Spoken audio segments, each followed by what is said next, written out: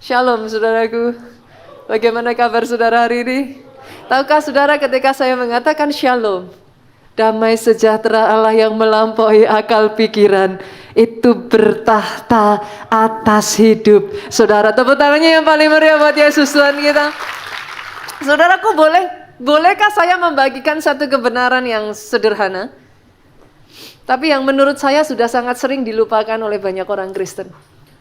Very simple truth, really simple truth. Tahukah saudara bahwa you are loved? So simple ya saudaraku. Tahukah saudara bahwa saudara dikasihi? Tahukah saudara bahwa saudara dikasihi dengan kasih yang sangat kuat oleh Tuhan saudara? Begitu kuat saudaraku. Sampai tubuhnya itu hancur di atas kayu salib itu saudaraku. Alkitab mencatat bahkan wajahnya saja sudah tidak bisa dikenali. Dia menghabiskan tetes darah terakhir saudaraku. Menyerahkan nyawanya di atas kayu salib itu because of love. Dan begitu besar kasihnya, saudaraku, begitu kuat kasihnya, dia tanggung semua rasa sakit, saudara. Sakit penyakit itu ditanggung di atas kayu salib. Dia tahan rasa sakit itu, saudaraku, sampai dia berkata, it is finished. Saya diberi kesempatan, saudaraku, melalui jalan salib Via Dolorosa. Mungkin ada sebagian dari saudara yang pernah, saudaraku, Via Dolorosa. Pada saat itu kami berhenti di beberapa titik di mana Yesus itu sebenarnya udah gak kuat lagi, saudaraku. Kebayang gak Pak, semalaman itu dia disiksa, Bu. Semalaman. Saudara pasti pernah melihat film Passion of the Christ. Saudara bisa membayangkan bagaimana sampai habis dan hancurnya, saudara. Saudara tahu bagaimana cambuk yang mereka pakai itu bukan hanya sekedar cambuk tali ya, saudara. Itu benar-benar literally itu seperti duri-duri yang ketika itu dicambukkan, saudaraku, dia akan selalu menarik sebagian dari daging, saudara. Jadi literally tubuh Yesus itu hancur. Beberapa titik ketika kami melalui Via Dolorosa itu sesungguhnya di situ Yesus itu udah gak kuat, saudaraku. Dia jatuh, literally dia jatuh. Kalau saudara masih ingat titik terakhir, sampai tentara itu meminta ada bantuan satu orang yang membantu Yesus mengangkat salib itu. Karena memang udah gak kuat, saudara. Tapi izinkan saya mengatakan seperti ini, saudara, kepada saudara. Kebenaran simple truth ini.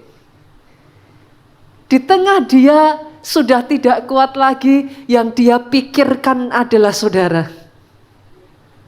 Itu yang membuat Yesusmu bangkit kembali, dia menyelesaikan sampai di atas kayu salib, sampai di titik terakhir, because of you. Kita yang harusnya jujur ya saudaraku, kita semua tahulah kita sudah lahir dengan dosa. Dan gak ada jalan lain, udah pasti kutuk, udah pasti tulah. Tapi dia gantikan semuanya itu, dia ambil semuanya itu supaya saudara bisa dibebaskan. Dan alih-alih kutuk, saudaraku, engkau diizinkan hidup dalam kepenuhan berkat Tuhan. Because of love, you are blessed.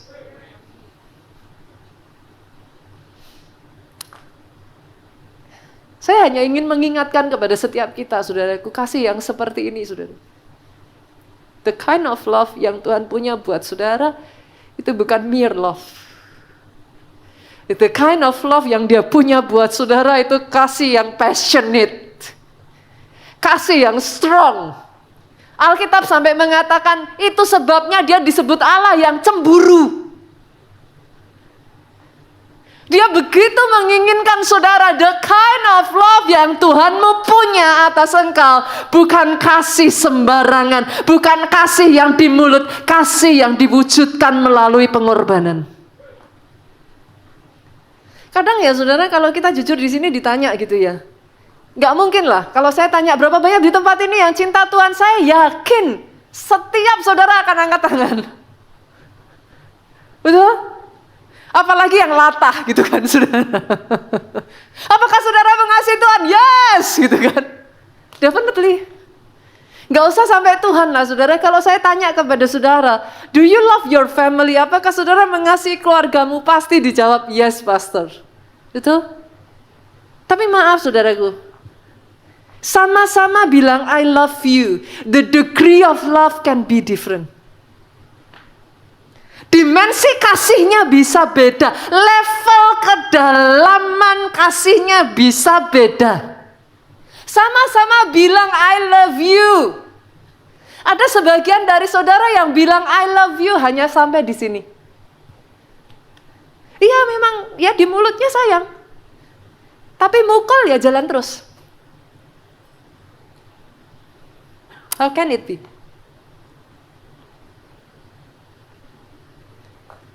Sama-sama bilang I love you. Perhatikan baik-baik saudara. Saya ingin mengajak saudara untuk memahami.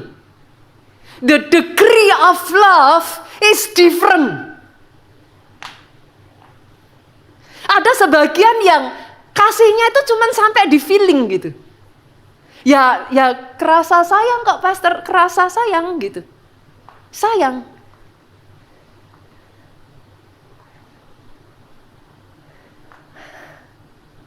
Tapi cheatingnya jalan terus. Saudara mengerti yang saya maksudkan? The degree of love is different. Sama-sama sayang, ada orang yang sayang sekali. Sampai pasangannya menyakiti, sampai pasangannya lebih dulu merugikan, tiba-tiba sudah gak sayang lagi. Saudara bisa mengerti yang saya maksudkan? The degree of love gak sama. Tapi ketika Tuhanmu bilang sayang sama saudara, Alkitab mencatat bahkan ketika kau masih di dalam keadaan berdosa, engkau yang menyakiti dia, dia mati di atas kayu salib buat saudara.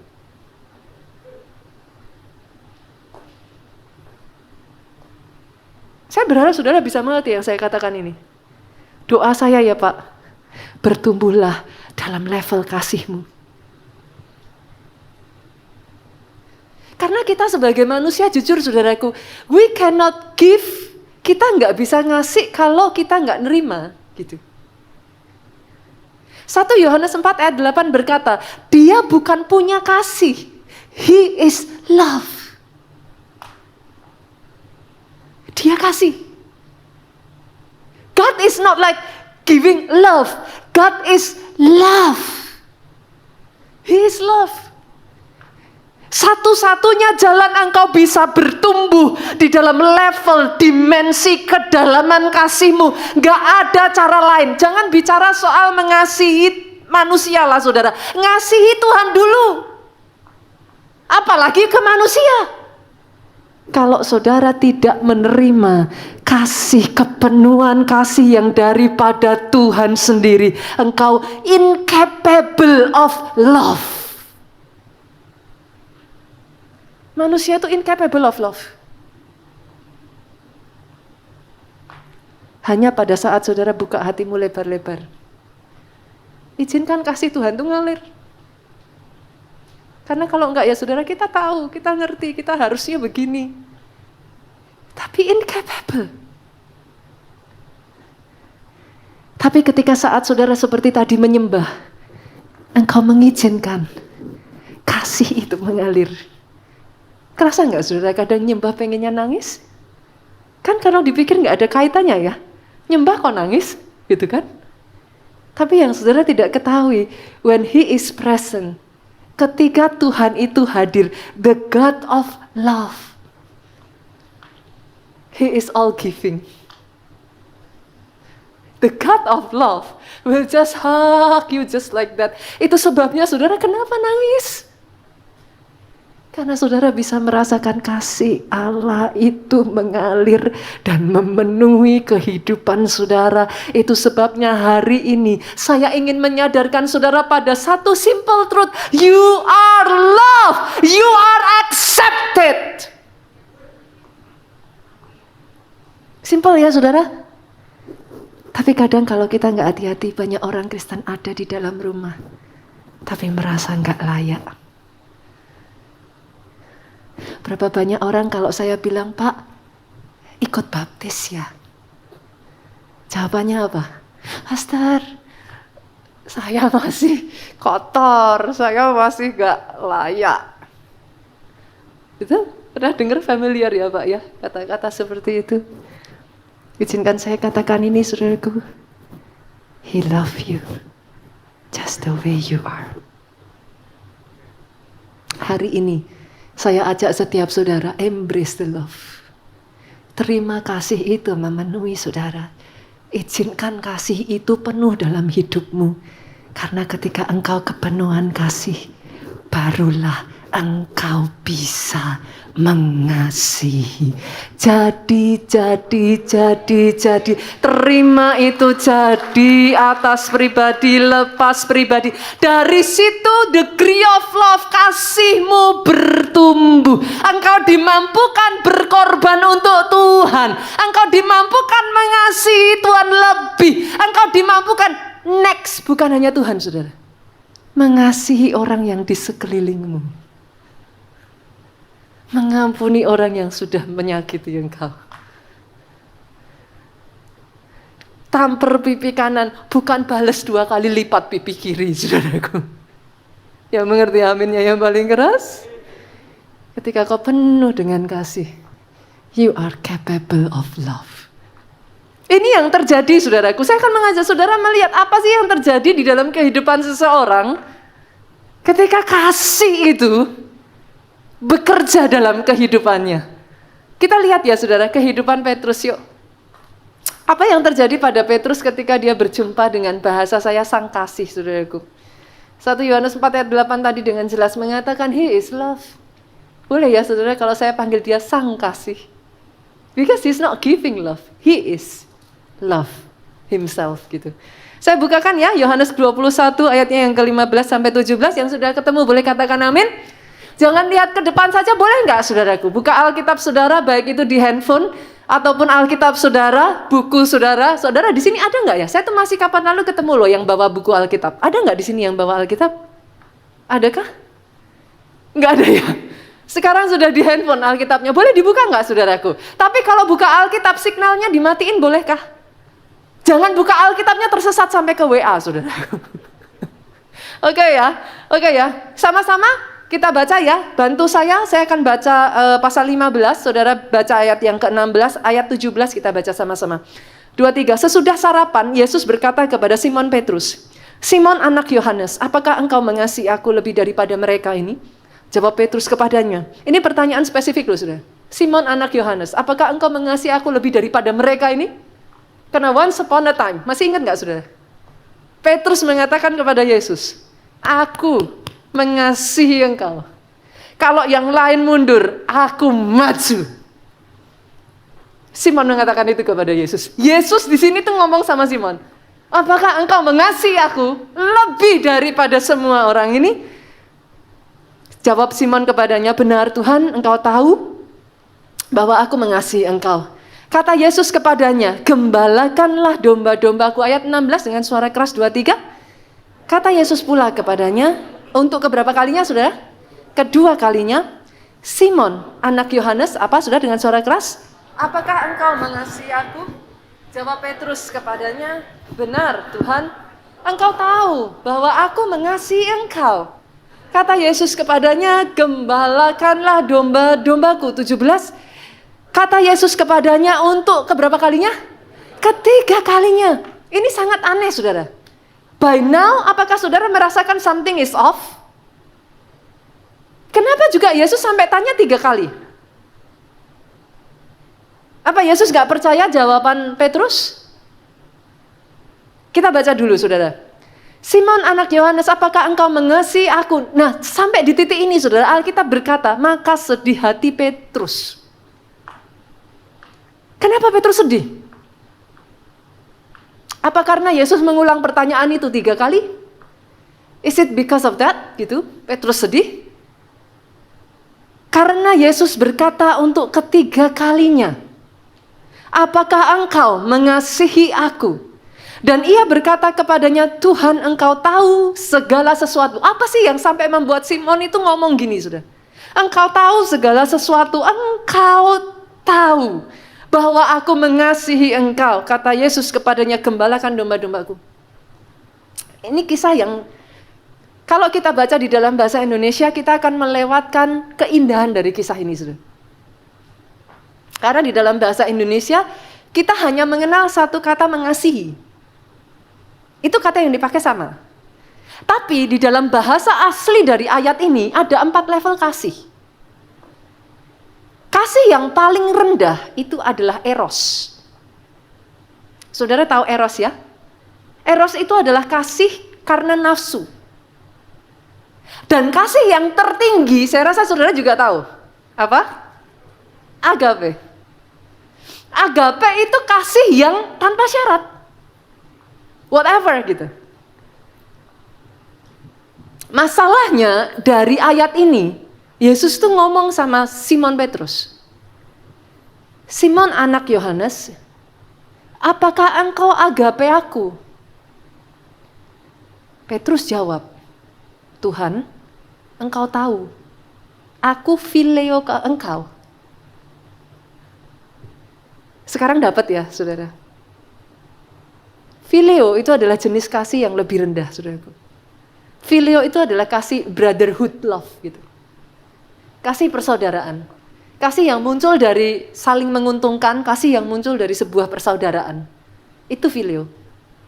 Waktu Yesus tanya sama Simon Petrus, dia tanya, Petrus, engkau mengasihi aku enggak? Iya Tuhan, engkau tahu, aku phileo engkau gitu. That's the reason kenapa Yesus tanya kedua kalinya. Bukan karena Yesus tuh meragukan jawaban Petrus. Tapi karena dia tanyanya kamu agape aku apa enggak, dijawab Petrus, aku phileo engkau. Sampai 2 kali saudaraku Yesus bertanya, Petrus enggak bisa jawab agape. Satu sosok pribadi yang berkata kepada Yesus, aku yang paling depan membela engkau. Aku yang ada di baris paling depan untuk melindungi engkau.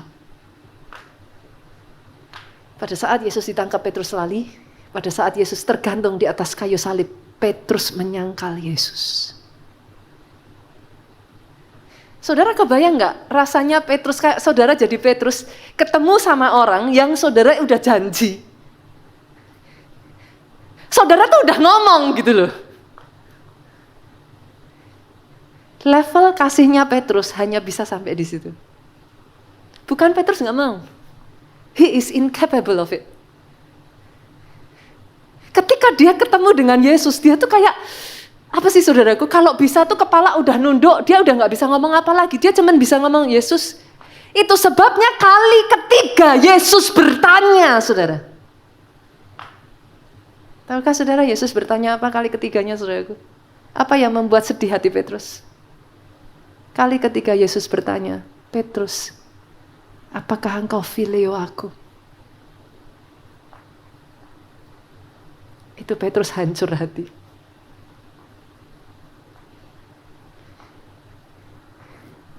Boleh saya katakan ini kepada saudara? Tuhanmu rela untuk turun, rela menerima seberapa besar kasih yang kau punyai. Sekalipun kasih yang kau punyai hanya kasih yang ada di mulut. Kasih yang kau punyai, kasih yang tidak ada buktinya. Kasih yang kau punyai, saudaraku, di kenyataan kau menyakiti dia. Dia rela terima apa adanya, seberapa yang kau bisa. Itu sebabnya Alkitab berkata, Petrus sedih. Karena dia ngerti. Dia kepengennya bilang, Tuhan, aku agape engkau. Tapi in the fact, dia fail to prove it. Saya berdoa ya saudaraku, ada satu pribadi yang sama, yang doing exactly the same like Peter. Namanya adalah Judas. Apa bedanya? Judas menjual Yesus, Petrus menyangkal Yesus. Yang membedakan kedua pribadi ini, Petrus memeluk, dia mengembrace kasihnya Bapa. Judas, dia lari dari kasih Bapa itu dan berakhir dengan gantung diri. Bolehkah saya katakan ini, saudaraku? Saya nggak tahu bagaimana keadaanmu. Saya tidak tahu posisi hatimu hari ini. Seberapa kasihmu sama Tuhanmu, I don't know. Tapi yang satu hal saya pasti tahu. He love you just the way you are. Dia willing untuk menurunkan level, dia willing untuk menerima apa adanya yang kau bisa offer saat ini. Bahkan dia willing kalau kasih yang kau tawarkan kepada dia adalah kasih yang masih tidak ada, kasih yang sama sekali bahkan mengkhianati dia.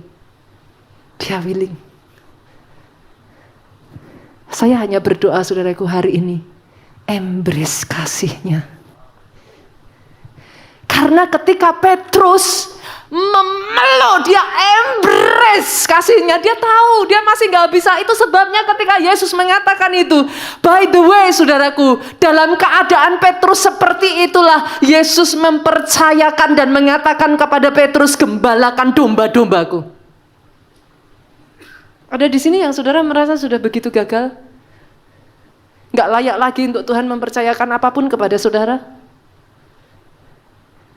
Dia percayakan itu bukan karena engkau sudah perfect, bukan karena engkau hebat, engkau sanggup. Dia percayakan itu karena dia melihat jauh lebih di dalam hidupmu yang tidak engkau lihat sekalipun. Dan karena Petrus embracing the love, Bu, sudah tahu apa yang terjadi? Sampai di satu titik, tahun-tahun itu saudaraku, jemaat mula-mula itu sedang ada di dalam penganiayaan yang begitu berat.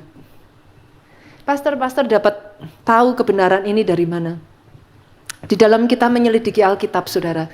Ini just supaya enggak disalahartikan ya, saudaraku. Ada hal-hal, tidak semua hal itu tertulis di dalam Alkitab. Itu sebabnya ketika saudara menyelidiki Alkitab, biasanya akan ada buku-buku pendamping, sejarah, kisah-kisah. Itu yang bisa membuat saudara mengerti what's going on.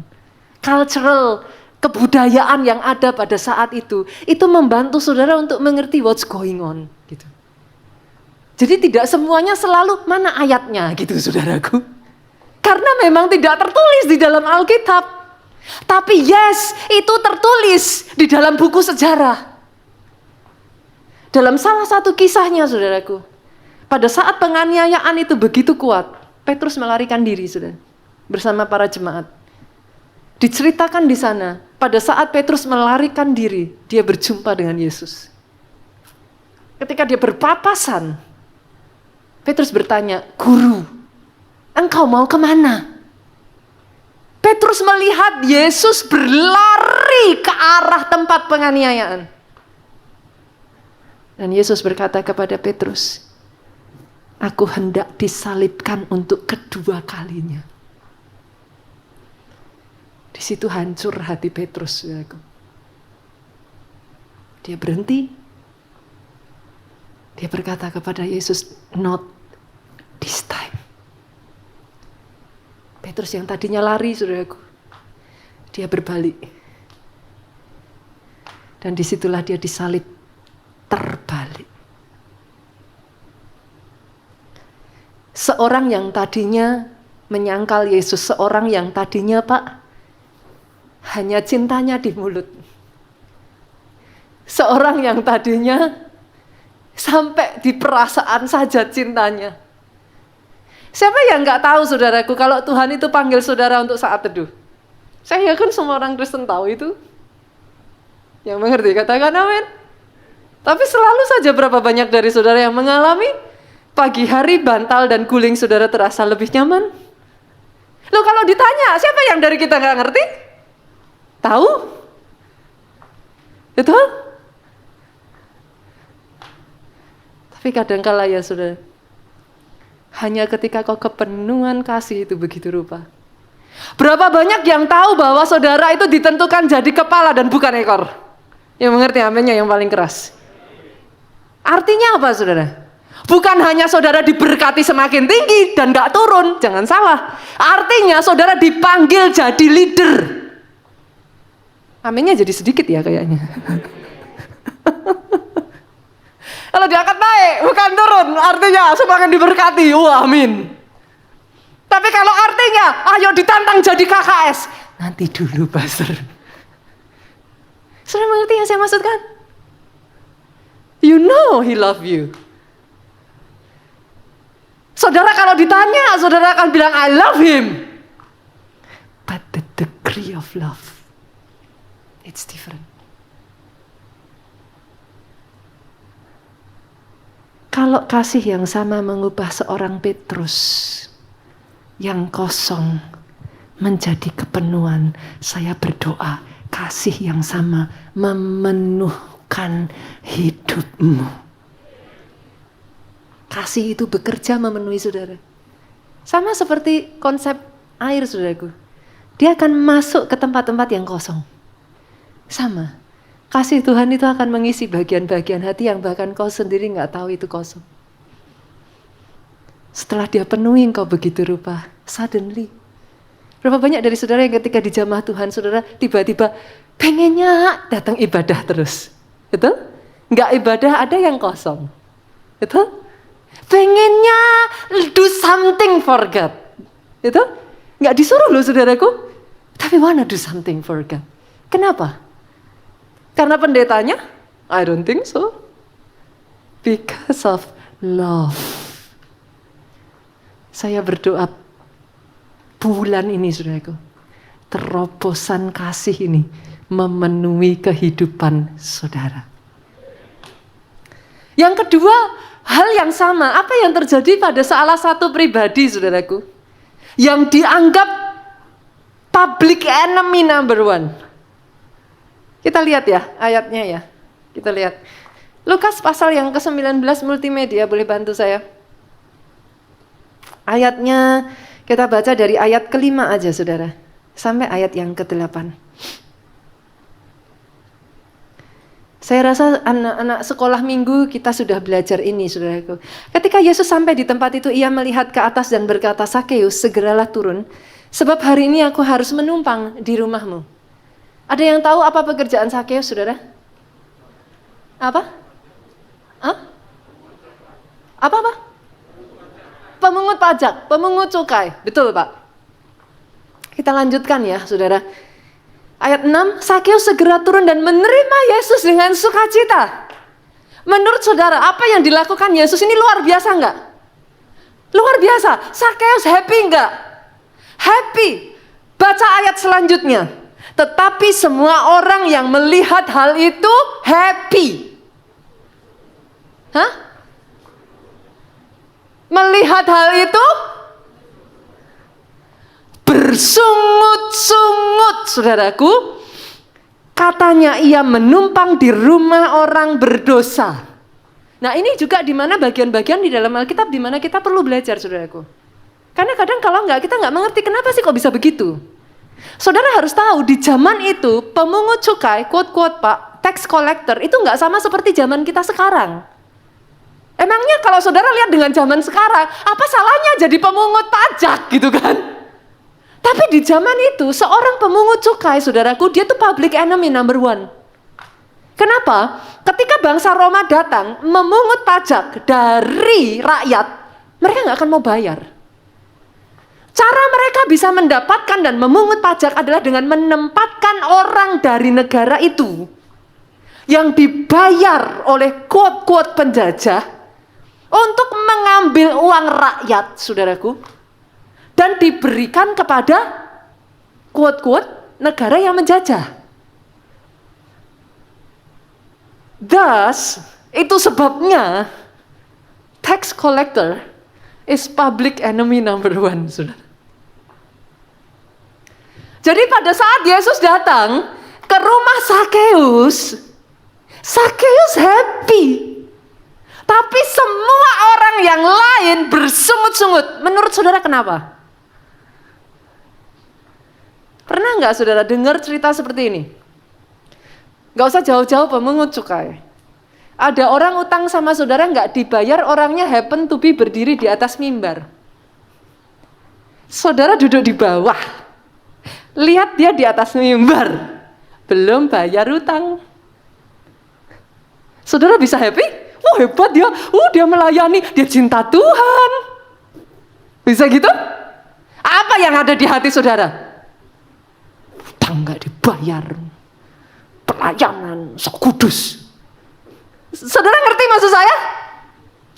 Saudara kira kenapa yang lain bersungut-sungut? Kok cuman Sakeus yang happy? Yesus datang ke rumahnya.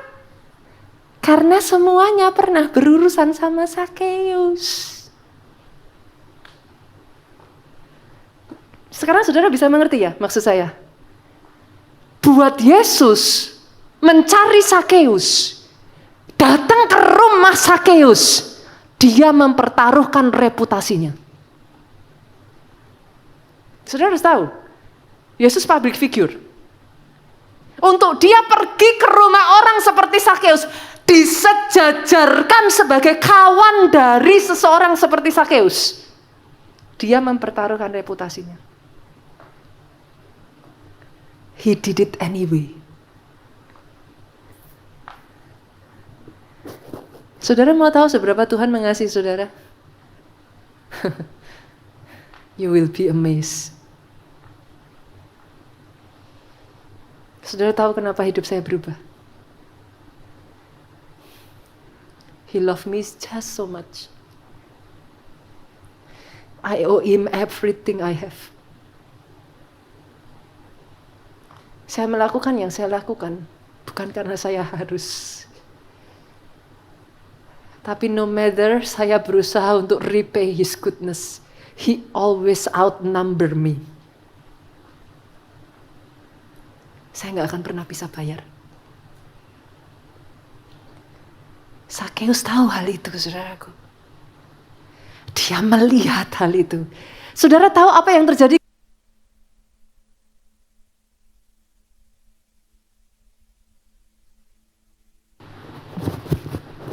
Cek. Oke, thank you. Saudara tahu apa yang terjadi ketika Sakeus menerima sang kasih itu masuk ke dalam rumahnya? Kita baca yuk ayat yang ke-8. Boleh dimunculkan lagi multimedia. Ayat yang ke-8. Boleh dibaca sama-sama saudara? Boleh ya? 2, 3. Tetapi Sakeus berdiri dan berkata kepada Tuhan, apa katanya saudaraku? Tuhan, setengah dari milikku akan kuberikan kepada orang miskin. Dan sekiranya ada sesuatu yang kuperas dari seseorang, akan kukembalikan 4 kali lipat. Kata-kata ini keluar dari seseorang yang kikir bin pelit bin medit.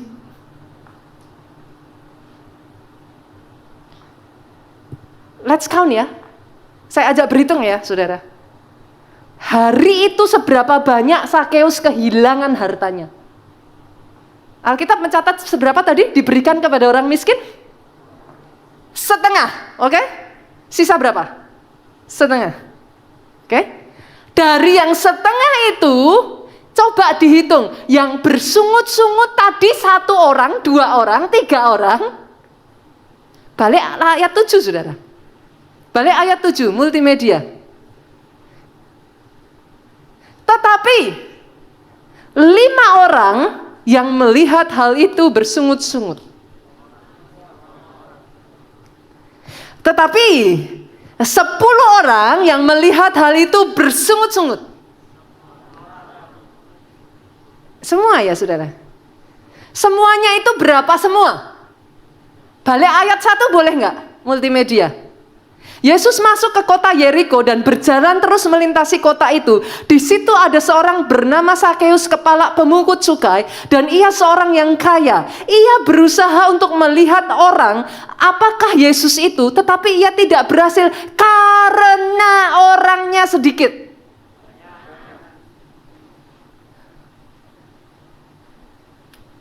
Makanya membaca Alkitab itu menyenangkan ya, saudara. Nice ya. Kalau orangnya sedikit, saya yakin saudara berdiri di situ langsung kelihatan Yesus.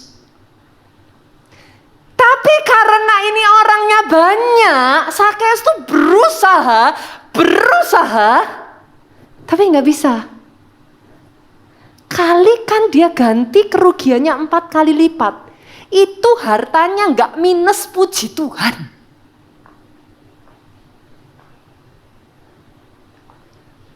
Hari itu, Sakeus kehilangan segalanya. Tapi dia berkata kepada Tuhan, aku tidak mau mempermalukan Tuhan yang sudah melakukan segalanya atas hidupku. Dia balikkan skornya, saudaraku. Hari itu mereka bisa melihat seseorang seperti Sakeus berubah hidupnya. Doa saya, ketika kau jumpa dengan Tuhanmu, hidupmu berubah. Yang tadinya gampang marah jadi penyabar. Yang tadinya kata-katanya keras kasar, kebun binatang keluar semua, sekarang keluarnya haleluya, puji Tuhan. Yang tadinya penuh dengan sakit hati, yang ada kata-kata yang menusuk, sekarang pengampunan keluar. Doa saya itu yang terjadi ketika kau jumpa dengan Sang Kasih. Aminnya yang paling keras, saudaraku. Jadi atas hidupmu. Dan yang ketiga, saudaraku, hal yang sama terjadi pada salah satu sosok. Saya yakin sangat familiar, saudara. Kita buka yuk 2 Samuel. Pasalnya yang ke-24, ayat 21 sampai 25. Apa sih yang terjadi, saudara, di sana? Bertanyalah Arauna, mengapa tuanku raja datang kepada hambanya ini?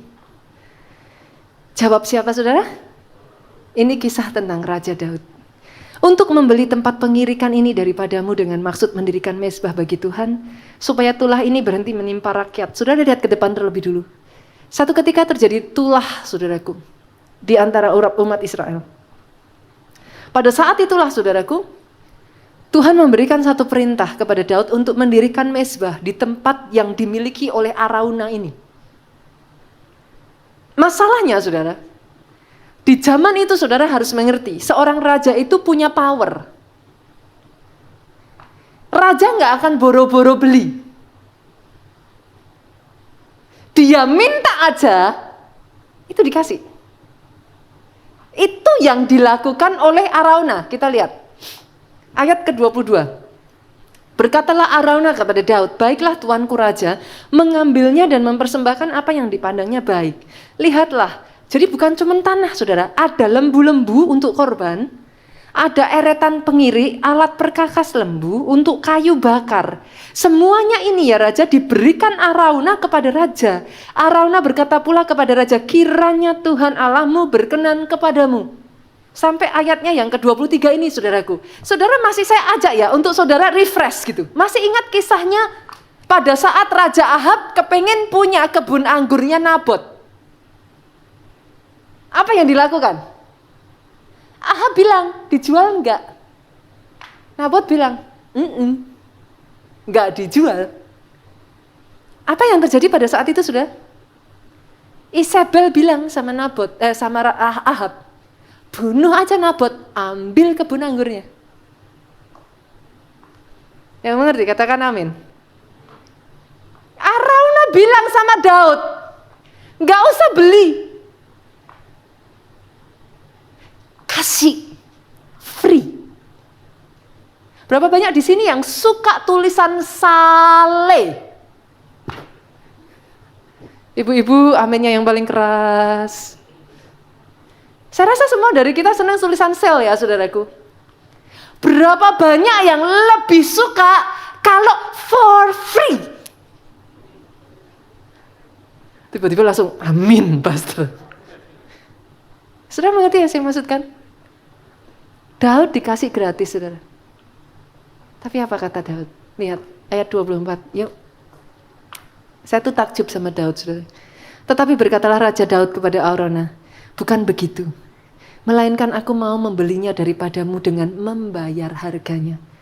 Sebab aku tidak mau mempersembahkan kepada Tuhan Allahku korban bakaran dengan tidak membayar apa-apa. Sesudah itu Daud membeli tempat pengirikan dan lembu itu dengan harga 50 shikal perak. Daud mendirikan di sana mezbah bagi Tuhan, mempersembahkan korban bakaran, korban keselamatan. Maka Tuhan mengabulkan doa untuk negeri itu dan tulah itu berhenti menimpa orang Israel. Wow.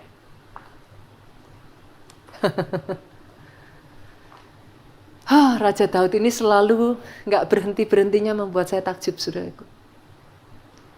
Kasihnya kepada Tuhannya itu sampai beyond.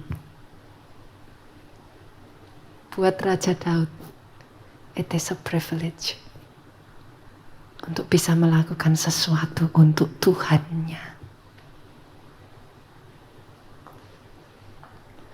Saya berdoa ya saudaraku ya. Setiap saudara di tempat ini ya, akar kasihmu sama Tuhanmu itu begitu dalam.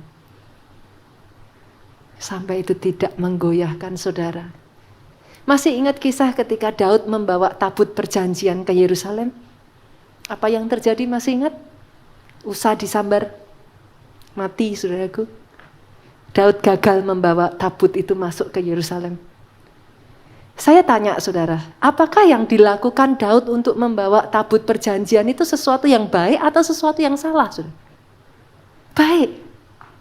Ada di sini yang saudara berkata, Pastor, apa yang aku lakukan? Aku lakukan yang baik.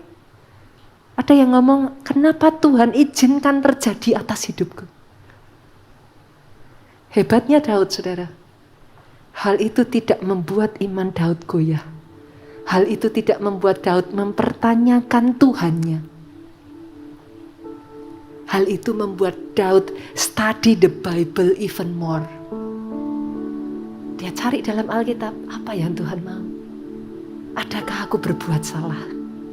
Adakah aku melakukan dengan cara yang tidak sesuai dengan yang Tuhan mau? Kadang ya saudaraku, berapa banyak dari saudara yang mau bukan jadi anak gampangan, tapi anak yang dididik Tuhan. Tapi untuk dididik, yes, diizinkan masalah. Tapi kalau akar kasihmu kuat, masalah, tantangan tidak membuat engkau goyah. Kalau akar kasihmu kuat, masalah, tantangan membuat engkau lebih mencari Tuhan. Karena Tuhan gak mau jadikan kita anak-anak gampangan, amin Pak. Dia mau bangkitkan saudara jadi lebih dari bagaimana. Berapa banyak dari saudara yang mau katakan kepada Tuhan, Engkau sudah begitu baik Tuhan, lebih dari segalanya. Dengan apa ku aman, ya, mohon katakan segala kebaikan-Mu. Oh yes Lord. Segenap hatiku menyembah-Mu Yesus.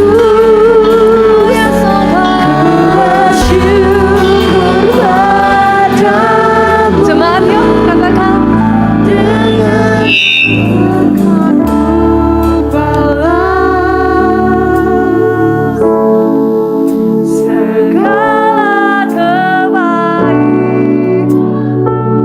berapa banyak saudara yang berkata, Tuhan segenap hatiku.